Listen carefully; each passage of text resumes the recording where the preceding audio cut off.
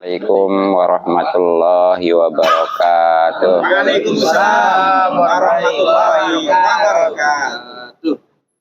Bismillah, walhamdulillah, wassalatu wassalamu ala rasulillah wa ala alihi wa sahbihi wa mawalah, amma ba'du.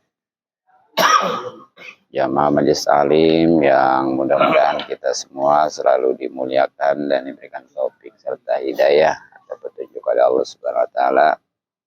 Mudah-mudahan kumpulnya kita dirahmati dan diberkati serta diridhoi oleh Allah Subhanahu wa taala, juga mendapatkan pahala yang besar dan keuntungan yang banyak dunia, lebih-lebih akhirat. Amin ya rabbal alamin.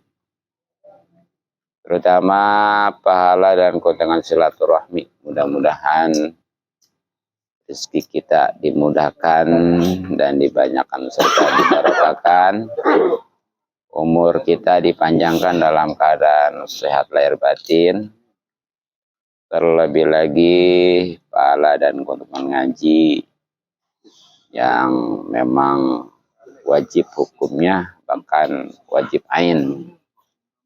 Artinya siapa yang ngaji insya Allah mendapatkan pahala, yang tidak ngaji tanpa disadari dia berdosa, naudzubillah. Maka dari itu mari kita kembali kaji kitab yang pertama, Arba'in Nawawi.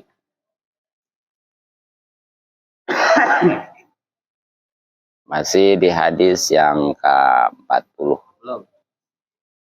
Qala al-musannif rahimahullah ta'ala wa nafa'ana bi'ulumi wa amadana bi'asrari. Amin ya rabbal alamin. Bismillahil Fatihah. A'udzubillahi minasyaitonir rajim. Bismillahirrahmanirrahim. Alhamdulillahi rabbil alamin arrahmanir rahim maliki yaumiddin. Iyyaka na'budu wa iyyaka nasta'in. Shiratal ladzina an'amta 'alaihim.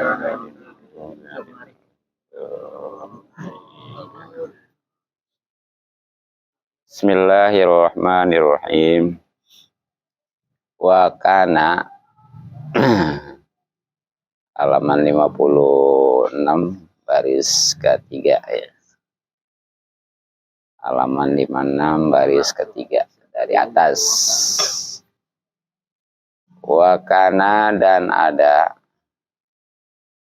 Ibnu Umar radhiyallahu anhuma yaqulu, berkata, ila amsaita, apabila engkau di waktu sore, fala tantazir ya, kalau disambungin fala tantazir sobah, fala tantazir, maka janganlah menunggu, as-sobaha, pagi, wa ila asbahta, dan apabila engkau di waktu pagi, fala tantazir, maka janganlah engkau menunggu al-masa'a, sore. Wakhul, dan ambillah min sihatika, dari kesehatanmu, lima rodika, untuk persiapan sakitmu, wa min hayatika, dan dari hidupmu, limautika, untuk persiapan matimu. Rawahu, meriwayatkan hadis ini Al-Bukhari, Imam Bukhari. Masih hadis yang ke-40. Sebenarnya terakhir nih ya, sebagaimana nama kitab ini Arba'in Nawawi. Tapi ternyata ada tambahan 2 hadis. yakni hadis dari sahabat Ibnu Umar. Ibnu Umar itu anaknya Sayyidina Umar, namanya Abdullah ya. Abdullah bin Umar bin Khattab. Nah, jadi di Arab biasa kalau nama anak itu pakai inen bapak biasanya. Kalau Ibnu Umar itu berarti anaknya. Nah, di awal hadis sahabat Ibnu Umar itu menceritakan tentang perlakuan Rasulullah Sallallahu Alaihi Wasallam yang memegang pundaknya ya dari depan gitu. Kalau kayak ini mah supaya benar-benar fokus ya, teplak dulu. Kemudian Rasulullah bersabda yang kesimpulannya mah, hiduplah di dunia seakan-akan engkau mengembara ataupun hanya sekedar singgah gitu. Nah, setelah itu Sayyidina Ibnu Umar berkata atau berkomentar, sekaligus juga ini sebagai nasihat yang luar biasa buat kita semua. Sebagaimana tadi, wa kana Ibnu Umar radhiyallahu anhuma, sahabat Ibnu Umar radhiyallahu anhuma yaqulu berkata, jadi sahabat Ibnu Umar yang namanya Abdullah ya, sekali lagi ya, Abdullah bin Umar. Ini berkata, ila amsaita, apabila engkau berada di waktu pagi, fala tantazir, maka jangan tunggu as-sobaha, waktu pagi gitu ya. Jadi tadi kalau engkau berada di waktu sore, maka jangan tunggu sampai pagi. Sebaliknya, wa ila asbahta, dan apabila engkau berada di waktu pagi, fala tantajir, maka janganlah tunggu al-masa, waktu sore.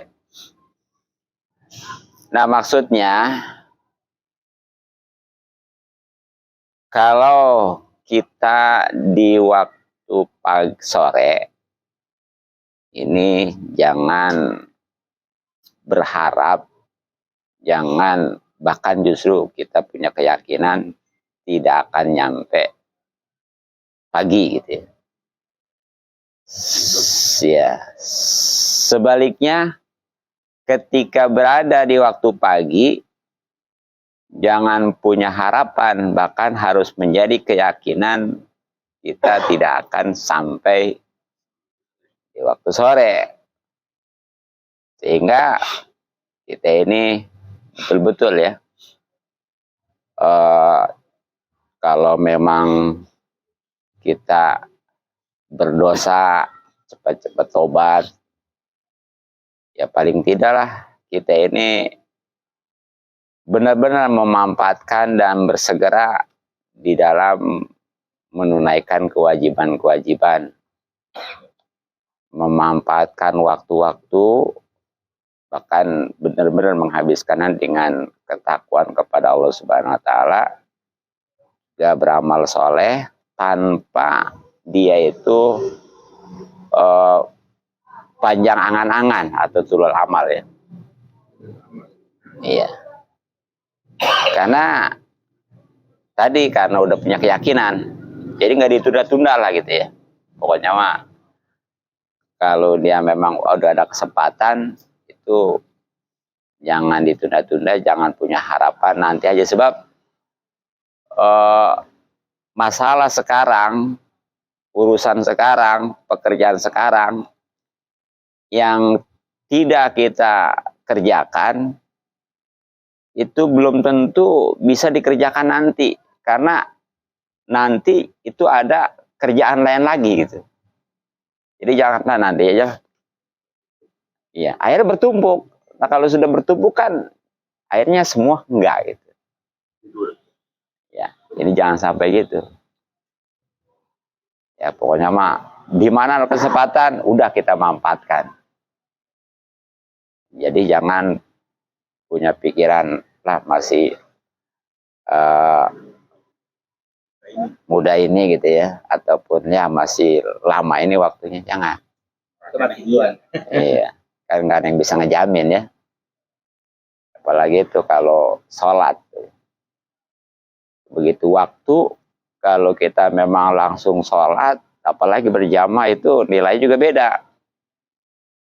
Dan tanpa risiko.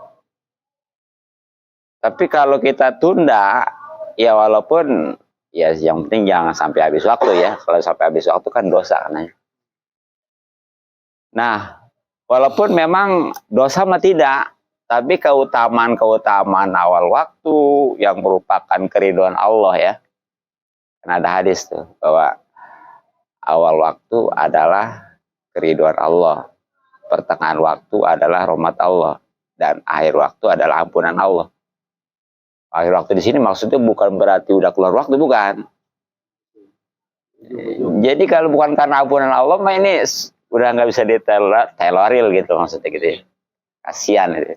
Itu yang paling bagus tuh adalah ridho tadi awal. Apalagi kalau berjamaah ya.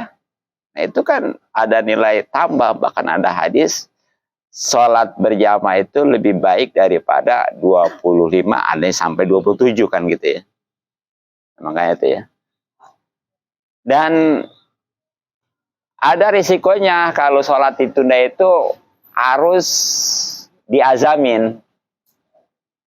Harus ada azam ya. Bahwa ini saya sekarang kan lagi sibuk, kan lagi gimana. Di hati ini harus diazamin. Iya, geretak. Nanti sholatnya jam sekian gitu ya.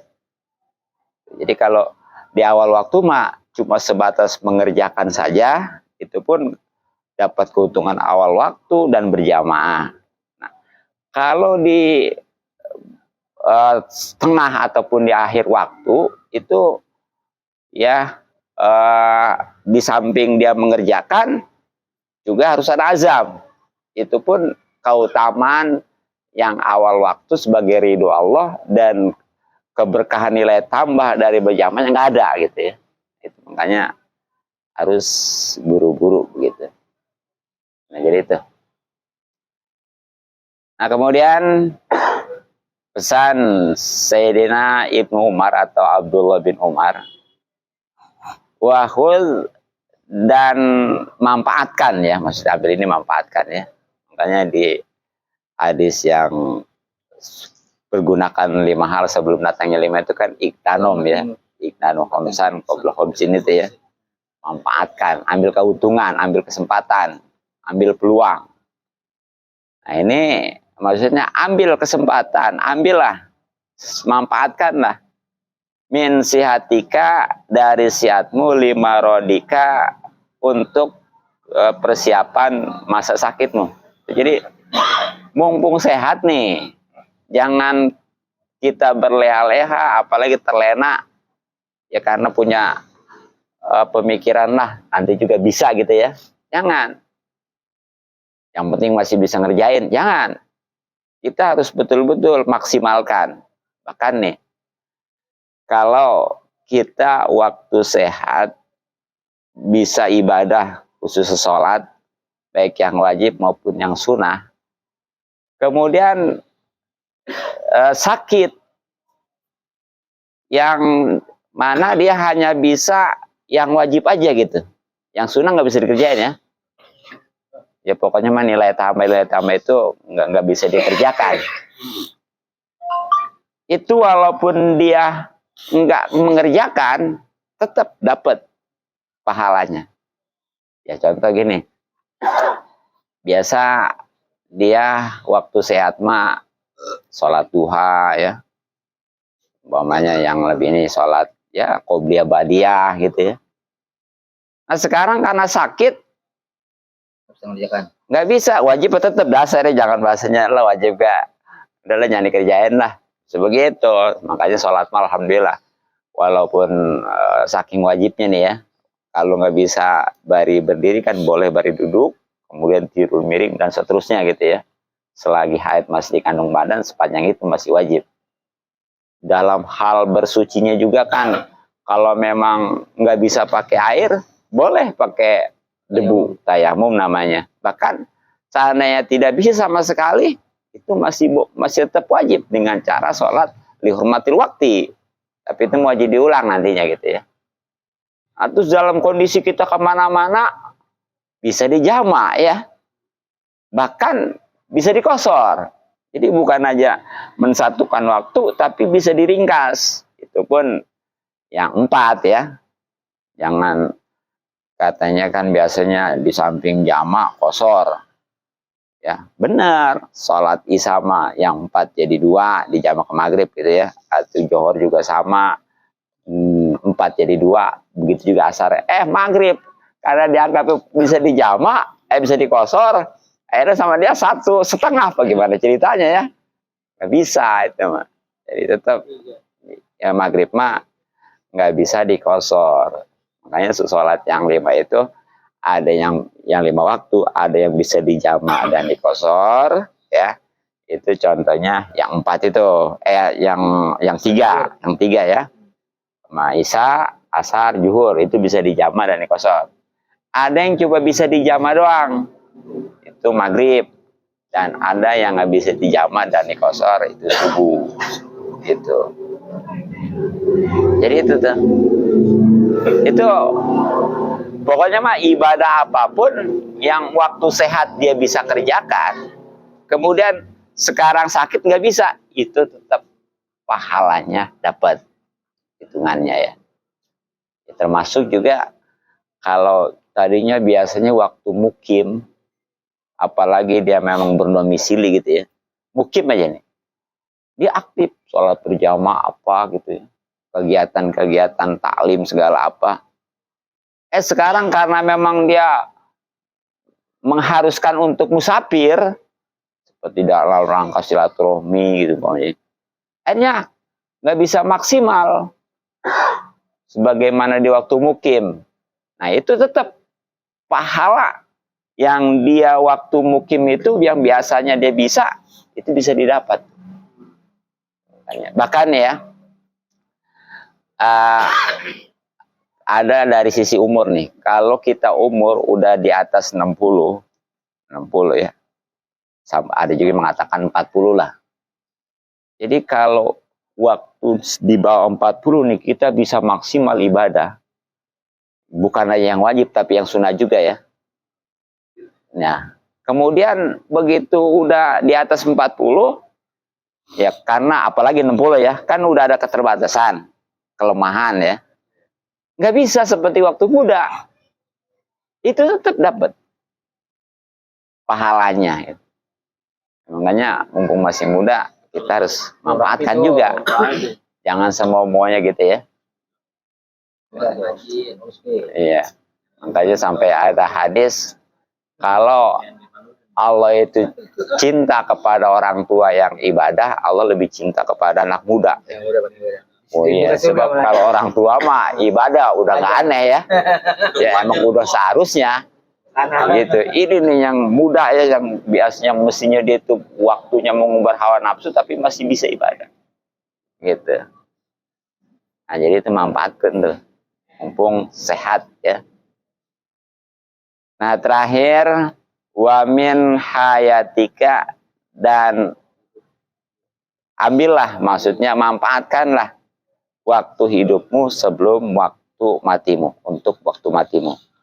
Ini memang kan yang namanya kita hidup, khususnya di dunia ini ya, ini memang waktu kita untuk beribadah ya. Nah sedangkan di akhirat nanti waktu hisab. Jadi di dunia waktu hidup ini kesempatan ibadah.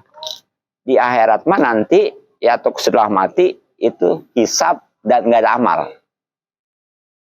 Jangankan di akhirat, di kubur juga itu udah nggak ada yang namanya amal. Jadi iya, makanya ada hadis ijamat min qata amal itu gitu ya. Putus sudah. Yang tadi sholat udah nggak sholat lagi. Tapi kalau memang dianya tadinya memang udah membekali, memang dia tadinya udah kalau kayak bahasa Jawa mah udah nandur ya, udah istilahnya menanam gitu. Nah, tinggal panennya. Nah, sangat disayangkan kalau waktu dia ini bercocok tanam, nggak bercocok tanam, nggak seperti orang-orang. Nah, giliran waktu manen, orang-orang karena waktu bercocok di dunianya, waktu hidup bercocok tanam, menghasilkan ya panen. Nah, dia enggak. Nah, ini sangat yang akhirnya menyesal. Naudzubillah min dzalik. Nah, makanya sampai-sampai ya untuk hal kematian ini Rasulullah sangat keras untuk mengingatkan. Ada hadis ya, itu Rasulullah bersabda waqafa bil mauti waizan itu ya. Jadi cukup mati ini sebagai nasihat dunia. Hidup tapi ya. Iya. Jadi yang lain yang terjemahannya perbanyaklah daripada mengingat yang bisa memutuskan kelezatan. Inilah dunia. Ya, bahkan perbanyaklah daripada mengingat kematian, karena ingat kematian ini bisa menghapuskan dosa dan bisa membuat seorang ini zuhud di dunia ini. Jadi dia merasa cukup aja gitu ya.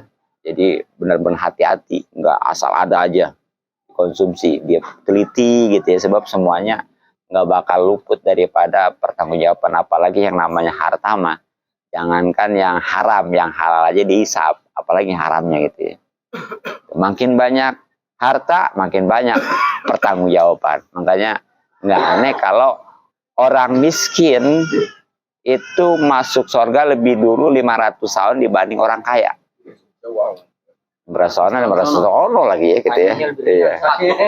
Iya. Ini pokoknya nih, si A miskin, si B ya beramal tapi aja ya, ibadah. Si B orang kaya, sama juga. Jadi amalnya sama nih. Sama-sama beramal, ahli ibadah ya. Itu si A lebih dulu masuk surga, 500 kemudian waktu sono baru si B. Ini kalau memang beramal si A-nya, si miskinnya. Ya kalau nggak beramal waktu sama aja. Gitu. Jadi masing-masing level kayak begini. Sahabat yang paling akhir masuk surga adalah Abdurrahman bin Auf. Nah, ini dibandingkan dengan para sahabat, bukan dibandingkan dengan kita ya, atau enggak level. Itu mah iya, jadi nih. Jadi para sahabat sudah sekian banyak ya, masalah ibadahnya sama dengan Sayyidina Umar, jangan Abdurrahman bin Auf. Ya, tapi karena Sayyidina Abdurrahman bin Auf orang kaya, itu tetap paling belakangan. Iya, karena banyak perusahaan, jadi dipertanyakan ini itu dan sebagainya. Gitu. Nah, makanya sama para nabi juga yang paling akhir masuk surga adalah Nabi Allah Sulaiman. Nah, ini bukan sekali lagi bukan dibandingkan dengan kita ya. Ini dibandingkan dengan para nabi. Ya karena itulah dengan kekayaan dan kerajaan yang luas, yang ini harus dipertanggungjawabkan, harus dihisap gitu. Jadi makin banyak harta itu makin berat perhisapan. Ya nggak usah kita kesana, ada logikanya gini aja.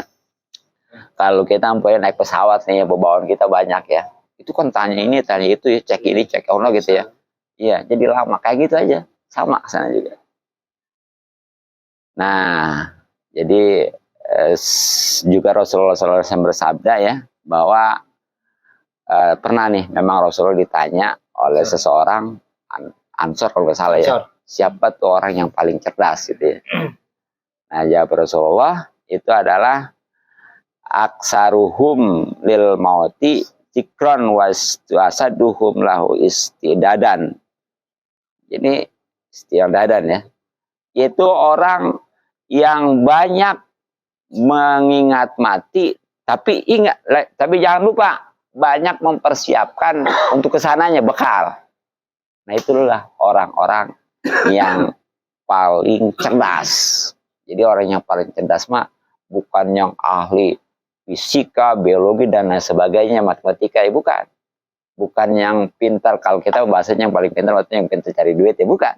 Tapi yang banyak mengingat mati, terlebih lagi mempersiapkan untuk kesananya. Gitu ya, harus seimbang. Sebab kalau yang namanya ingat mati mah banyak. Kalau dia nggak mempersiapkan, buat apa gitu ya. Bagus sebenarnya udah siap mati juga, itu dalam hidup ini bisa hati-hati. Tapi masih disayangkan kalau dia itu belum mempersiapkan untuk kesananya. Dan yang namanya kematian mah nggak usah kita risaukan, sebab udah kepastian. Nah, yang harus kita betul-betul perhatikan, dipersiapkan, itu adalah bekal untuk kesananya nanti. Nah, itulah ya kurang lebih hadis riwayat Imam Bukhari, berarti sahih, dan ini layak sekali untuk dipatwakan gitu ya, tanpa beban. Nah, mungkin itulah hadis yang ke-40. Ya, sekali lagi sebenarnya mah ini hadis yang terakhir kalau menurut nama kitabnya ya, tapi karena ada 2 tambahan ya, insyaallah nanti wallahu a'lam bishawab. Kalau sahabat yang paling cepat orang kaya, Abu Bakar ya. Yang paling apa? Sahabat yang kaya, dia kan dermawan tuh. Iya. Yang paling cepat masuk surga itu Iya, Abu Bakar ya. Habis. Iya, karena dia mah paling ini. Habis. Iya.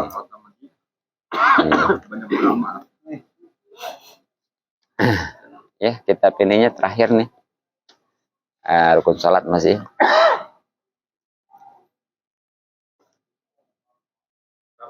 Alma 123. 123. 123.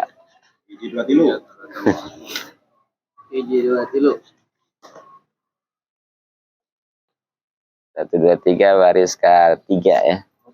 Walaupun beli. Jadi kita Itu LGBT belakang. Pelangi. Dia pakai ini 2 jilid. Bismillahirrahmanirrahim. Wasamina asyara. Dan ke-18-nya wasamina 8 asyara 10. Jadi 18. Tartibul arkani ialah menertibkan rukun-rukunnya. Hatta bayna tasyahudi, sehingga antara tasawuf al-akhiri tarwin yang. Sebab itu jadi sifat ya. Yang akhir. Wassolati, dan membaca salawat ala nabi, kepada Nabi sallallahu alaihi wasallam, fihi, pada tasawuf akhir. Wa qauluhu, dan kata musonib itu pengarang kitab, ala mazakarnahu, menurut ketertiban yang telah kami sebutkan itu, yustasna, dikecualikan, minhu, dari mazakarnahu itu, ujubu muqoronatin niyati, wajib menyertai niat, di takbiratil ihrami, dengan membaca takbiratul ihram. Wa muqoronatil julusi, dan menyertakan duduk, al-akhiri, yang akhir, di tasyahudi, dengan membaca tasahud, wassalatu, dan membaca sholawat, ala nabi, kepada Nabi sallallahu alaihi wasallam. Nah, untuk kajian fikihnya kitab Fathul Qorib ya, masih tentang rukun sholat yang harus tahu dan pastinya ada ketika kita sholat ya. Jadi itu dua-duanya tahu dan dikerjakan. Kalau salah satunya nggak ada, nggak sah sholat. Ya kan banyaknya orang kalau nggak ngaji mah ya cuma ngerjain doang gitu ya. Bener semua tuh kerjaan. Yang namanya sholat kan dari kecil ya. Biasa itu mah ngeliatin orang juga, ngikutin orang juga. Istilahnya anak kecil juga bisa sekarang mah. Tapi kalau nggak ngaji dia nggak tahu. Ya setiap rangkaian pekerjaan sholat itu mana yang rukun, mana yang bukan ya.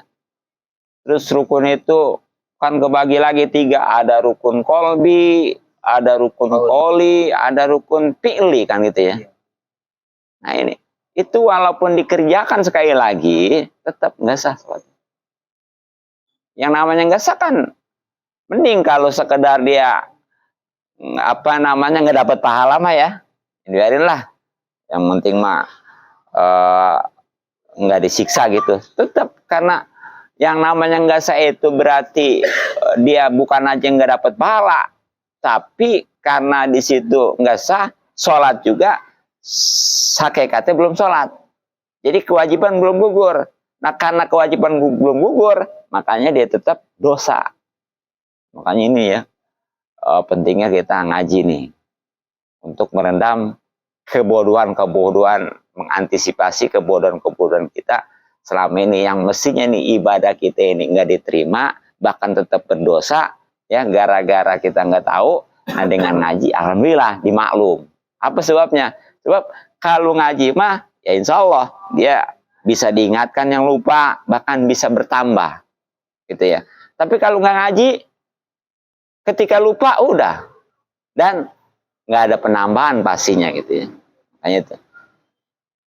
Jadi diantara yang wajib diketahui dan ada ketika sholat, karena ini termasuk rukun ya, khususnya yang ke-18, bagaimana tadi, wasamina syarat tartibul arkan, yaitu meruntutkan rukun-rukun sholat, yang menurut kitab ini kan 18 ya, yang lainnya ada yang 17, ada yang 13 ya. Kalau yang 13 itu biasanya disatuin tumanina dengan pekerjaan yang berkaitan yang mengharuskan tumanina gitu. Nah ini harus yang tartib itu gimana sih? Yang dulu diduluin, yang belakangan di belakang gitu aja. Ya, jadi dalam bahasa Arab tuh ada istilah tartib, ada mualat ya. Tapi kadang-kadang di bahasa di Indonesia kan disamakan itu. Padahal beda. Tartib mah ya itu walaupun nggak nyambung, makanya ini dalam bacaan di dalam bacaan surat di dalam sholat ya, kan itu pada dasarnya baca surat apa aja gitu kan boleh ya, walaupun satu ayat juga jadi udah gitu ya. Bahkan kalau nggak hafal-hafal Bismillah juga dibalikin lagi, diniatin surat nggak apa-apa gitu ya. Nah, tapi kan ada ketentuannya ya, seperti harus tartib, harus mualat, terus rakaat pertama lebih panjang dari yang kedua gitu ya. Nah mungkin kalau rakaat pertama lebih panjangnya daripada yang kedua, seperti rakaat pertama kuliah, rakaat kedua kulhu, jelaskan ya, kuliah lebih panjang daripada kulhu. Nah di samping itu tadi kudu tartib. Tartib itu sebenarnya dari kuliah ke kulhu udah tartib, paham nggak? Berurutan. Tapi belum mualat. Tuh. Iya, karena itu ada pemisah, khususnya surat An-Nasr dan surat Tabat ya. Gitu. Makanya ya itu juga udah bagus. Nah, kalau yang istilahnya mualat mah udahnya lebih panjang, terus mualat, terus juga tartib ya. Itu seperti ini rakaat pertama umpamanya arwaita, rakaat keduanya ina, itu jelas. Iya. Itu memang kalau kita memang nggak jelas mah seperti itu warad dari Rasul, mestinya gitu. Tapi ketika ada memang udah warad dari Rasul, itu tetap yang diprioritaskan yang warad dari Rasul. Seperti katakan tadi umpamanya ya, malam ini nih Isya nih kan rakaat pertama kan wadduha, rakaat keduanya kan alam nasro ya. Itu memang jelas wadduha lebih panjang dari alam nasro kan begitu ya. Gitu. Terus tartib juga. Nah, terus mualat nggak? Apalagi mualat begitu ya. Iya, luar biasa itu. Begitu tuh. Gitu tuh lebih bagus lagi. Seandainya enggak juga seperti ada ketentuannya. Malam Selasa contohnya.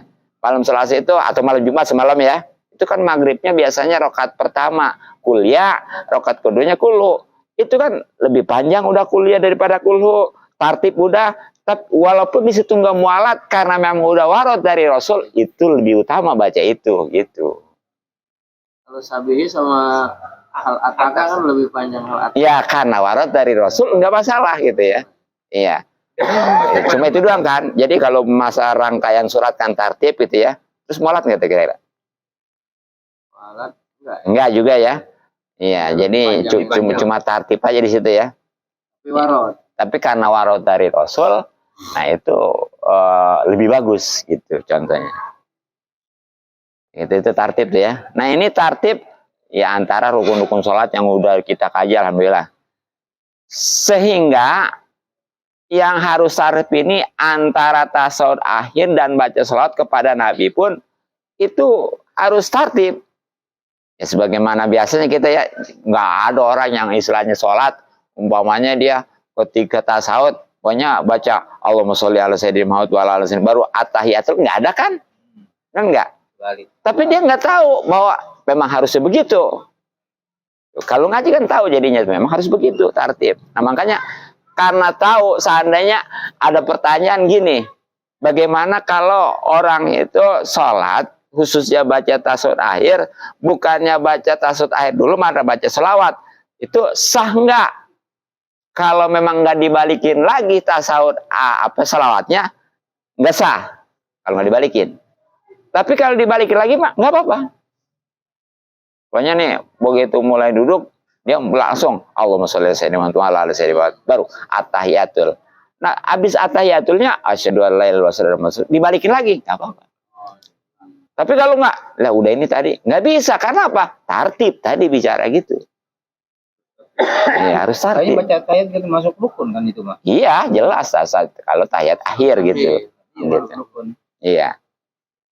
Itu ya. Jadi walaupun itu satu rangkaian, satu ini baru satu tempat ya, sama-sama kan posisinya gitu ya. Sama-sama duduk gitu. Ya kan kalau yang lain mah seperti berdiri kan rukun sholat itu kan cuma ininya doang. Cuma Fatihah gitu ya. Nah di duduk mah tuh ada tasahud, ada sholawat, ada salam bahkan ya. Sampai 3 tuh. Itu tetap semua kudu ditartibkan. Ya, tadi antara tasawuf dengan sholawat aja itu nggak boleh diduluin sholawat ya. Nah, apalagi salamah begitu bangun assalamualaikum beres, waduh itu udah batal udah ya. Gitu. Beres. Iya. Nah, wa qauluhu dan perkataan musonib, ingat musonib itu pengarang kitab ya. Alama zakarnahu yang udah itu seperti yang udah disebutkan itu khususnya rangkaian-rangkaian sholat gitu ya. Nah ini yustasna dikecualikan minhu dari perkataan tersebut beberapa hal nih. Jadi kan tadi sebenarnya kudu tartib ya, yang dulu diduluin, yang belakangan dibelakangin karena tartib termasuk rukun sholat. Tapi ini beberapa hal ini dikecualikan, artinya justru dia malah kudu dibarengin. Kalau ditartiban nggak sah. Nah apa aja? 1, itu ketika niat dengan takbiratul ihram. Itu nggak bisa dipisah, nggak. Umpamanya niat dulu, kan di saudara kan niat dulu ya. Baru takbiratul ihram, nggak bisa. Umpamanya contoh, begitu dia niat, baru Allahu Akbar, nggak bisa. Apalagi takbiratul ihram dulu, Allahu Akbar baru niat saya. Bisa ya, itu kudu bareng. Jadi apa namanya? Ya sebenarnya ngangkat tangannya enggak wajib ya. Ini mah sebagian aja. Iya. Jadi begitu Allah mulut baca Allah, hati askupin tadi itu yang usolli fardhul isai umpamanya, ya. Indonesia aja. Indonesia kalau nggak paham Indonesia ya. Jadi saya sholat fardhu isya 4 rakaat gitu ya. Minimal segitu dah. Kalau memang ngamum gitu ya. Udah. Masuk semua baru ubar gitu. Nggak bisa dipisahkan itu ya. Gitu. Nah. Itu kudu dibareng. Termasuk nih yang wajib kudu bareng. Ya walaupun kelihatannya mah ya, bisa ya. Itu berbarengan duduk akhir dengan membaca tasawuf. Jadi nggak bisa banyak waktu duduk mah dia diam aja. Begitu umpamanya beres, habis duduk udah salam, baru baca tasawuf, nggak bisa ya. Jadi itu. Seperti di luar sholat tuh Mas jadinya. Iya. Jadi ini yang dikecualikan nih ya. Yang mestinya tadi tertib, ini mah justru harus dibarengin. Jadi satu, antara niat dengan takbiratul ihram, kedua tasahud, duduk dengan tasahud akhir ya, dan juga duduk dengan baca salawat kepada Nabi, bahkan duduk dengan membaca salam juga ya. Termasuk juga waktu berdiri kudu bareng dengan membaca Fatihah, benar nggak? Itu jadi hal-hal yang wajib, justru sebagai pengecualiannya ini justru wajib dibarengin. Jadi satu, antara niat dengan takbiratul ihram, keduanya antara duduk dengan tasawuf akhir, salawat dan salam, ketiganya berdiri dengan membaca Fatihah. Itu justru harus bareng ya, nggak bisa dipisahkan gitu. Nah itulah alhamdulillah tentang rukun sholat sekian minggu ya, bahkan udah berapa bulan nih beres ya. Nah itu harus kita betul-betul pahami ya, harus kita amalkan, harus kita pakailah ketika sholat khususnya. Nah insya Allah nanti tentang kesunahan sholat ya, dan ini walaupun istilahnya kesunahan harus kita perhatikan karena menambah pahala, bahkan insya Allah menjadi pahala, sebab setiap kesunahan ketika ditinggalkan itu jadi makruh. Kalau makruh itu jadi hirman. Hirman itu apa? Jadi penghalang. Maksudnya anturan kita dapat pahala jadi enggak. Makanya jangan disepelekan ya. Dan walaupun sifatnya sunnah, ketika belajar fikih mah ngajinya mah tetap wajib. Jadi jangan yang wajib juga kita kalau ngaji tentang rukun sholat 5, tentang syarat sholat, tentang pembatalan sholat. Kalau kesunahan maka agak tetap. Jadi walaupun itu kesunahan sholat, ya karena ini masih rangkaian fikih, tetap wajib untuk ngajinya gitu. Awas sholatu, wallahu a'lam bishawab. Mudah-mudahan manfaat. Mohon maaf dan maklum. Subhanallah bihamdi, kesadulan tasabruq wa tubilek. Assalamualaikum warahmatullahi wabarakatuh. Allahumma sholli ala sayyidil awwalin wal akhirin wa barik wa sallim wa rahmatullahi wa ajmain. Bismillahirrahmanirrahim. Alhamdulillahirabbil alamin. Allahumma inna nas'aluka ma lam taqaddudu ilaina inda hajatana ila rabbul alamin. Allahumma inna nas'aluka ilman nafi'a wa amalan mutaqabbal santaibun kasirun mubaraka. Allahumma nas'aluka ridhal jannah wa na'udzubika min sakhati nar. Allahumma hasil maqasidana fid dunya wal akhirah wa balikul khair. Rabbana atina fid dunya hasanah wa fil akhirati hasanah wa qina adzabannar. Sallallahu alaihi jami'il amin. Alhamdulillahirabbil alamin. Jadi rukun sholat itu kan